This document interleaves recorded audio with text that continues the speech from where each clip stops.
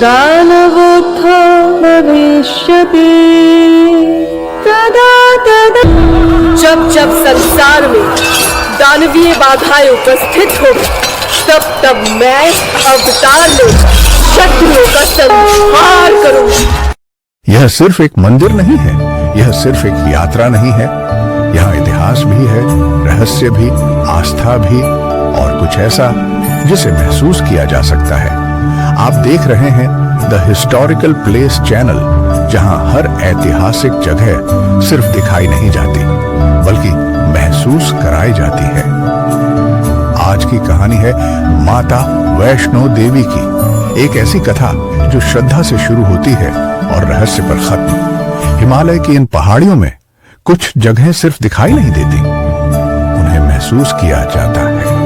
घने कोहरे में छिपा मंदिर, गुफा के अंदर से आती हल्की लाल रोशनी, पत्थरों पर गिरती पानी की बूंदें, पैरों की आहट, कोई दिखता नहीं। दिन में ये रास्ता श्रद्धा से भरा होता है, लेकिन रात में यहाँ इतिहास सांस लेता है। कई यात्रियों ने कहा है यहाँ कोई देखता है लेकिन दिखाई नहीं देता। डर और भक्ति के बीच यही वो जगह है जहां इंसान टूटता भी है और जुड़ता भी है। लेकिन इस पवित्र शांति के पीछे एक ऐसा इतिहास छुपा है जिसकी शुरुआत डर से हुई थी। हजारों साल पहले जब यह पहाड़ वीरान थे, तब यहाँ एक साधारण कन्या नहीं बल्कि शक्ति ने जन्म लिया।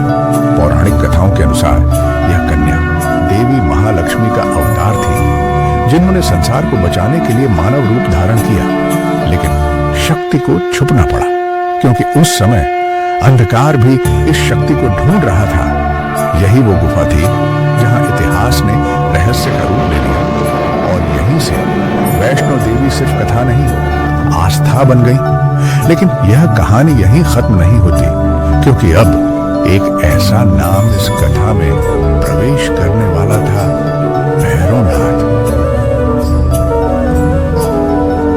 इतिहास बताता है हर शक्ति को एक परीक्षा से गुजरना पड़ता है, और माता की शक्ति की सबसे भयानक परीक्षा भैरवनाथ था। भैरवनाथ एक साधारण तांत्रिक नहीं था, वो शक्ति को हासिल करना चाहता था। माता ने चेतावनी दी, लेकिन अहंकार अंधा होता है। यही वो पल था जहां इतिहास उमड़ते समय भैरवनाथ को अपनी गलती का एहसास हुआ, रहस्य से टकराया, और तभी माता ने उसे क्षमा दी। आज भी भैरवनाथ का मंदिर माता के दर्शन के बाद ही पूरा माना जाता है, क्योंकि यह कहानी सिर्फ भय की नहीं, क्षमा दान की भी है।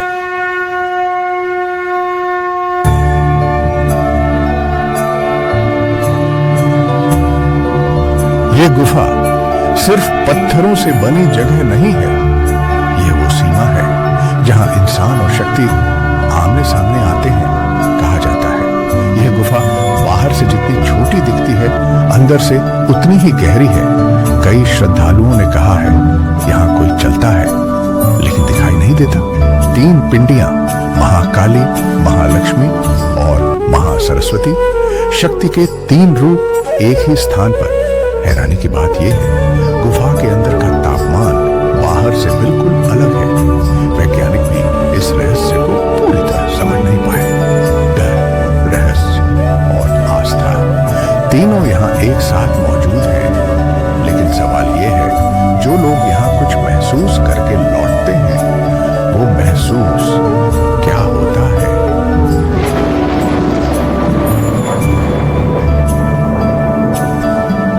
यहाँ आकर हर इंसान कुछ पल के लिए खुद से हार जाता है। कई लोगों ने कहा है यहाँ डर दिखाई नहीं देता, लेकिन महसूस होता है, और उसी डर के बीच भक्ति जन्म लेती है। जहाँ शब्द खत्म होते हैं वहाँ विश्वास शुरू होता है। कुछ कहते हैं माता यहाँ खुद महसूस कराती है। सदियों से लाखों लोग इस डर और विश्वास के रास्ते से गुजरे हैं, क्योंकि जब इंसान टूटता है तभी माता उसे जोड़ती है।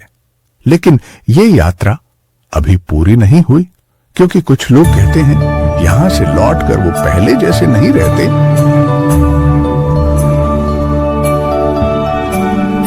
ये घटनाएं किसी एक व्यक्ति की नहीं, सदियों से दोहराई जा रही है। कई यात्रियों ने दावा किया है कि यहाँ कुछ अपने आप होता है, न आवाज न चेहरा, बस एहसास, और तभी डर रुक जाता है। जैसे किसी ने कहा हो, डरो मत।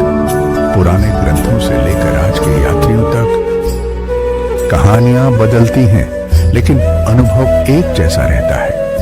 सवाल ये नहीं कि वहां कुछ है या नहीं, सवाल ये है आप उसे महसूस कर पाए या नहीं।